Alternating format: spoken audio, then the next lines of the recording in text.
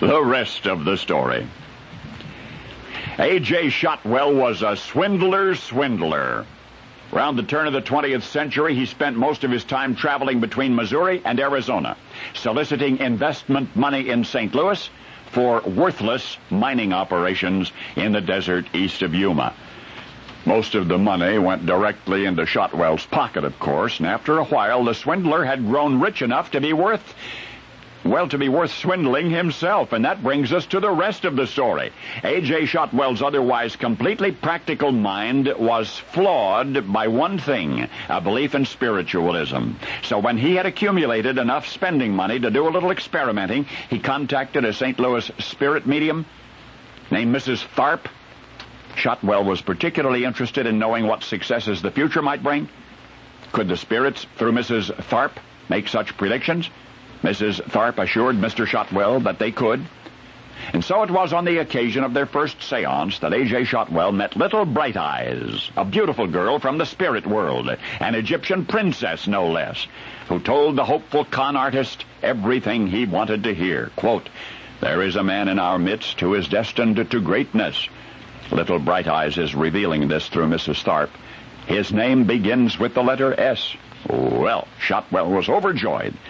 Would his future greatness entail greater wealth? Yes. And what would be its source? Little Bright Eyes hesitated. She saw before her a strange desert place.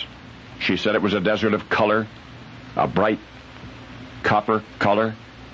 Well, at once Shotwell realized that the phony copper mines he had been touting were real after all. He would now be rich beyond his wildest dreams. A.J. Shotwell promptly purchased a house on Washington Avenue in St. Louis for Mrs. Tharp and her husband. They must continue their seances every night if necessary, he said, for the benefit of science, he said. What he meant was for better insight into his glorious destiny. Mrs. Tharp invited other spirits to assist A.J. Shotwell in his endeavors, like the ghost of the Aztec King Montezuma. The spirits even expressed a desire to have their portraits painted for Mr. Shotwell, $3,000 apiece.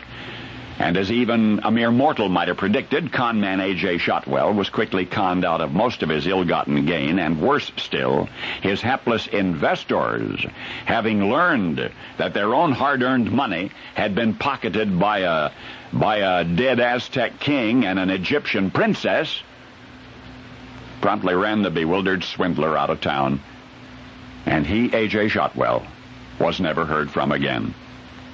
And thus for once did the scales of poetic justice tip in the favor of the just. For you see, honest-to-goodness geologists were eventually summoned to the territory Shotwell had touted, and copper was discovered. And I mean tons and tons and tons of it, and the wronged investors got rich. In school, it's likely that you learned of the great Ajo, AJO, the great Ajo copper mine, producing profitably to this day. Now you know the rest of the story.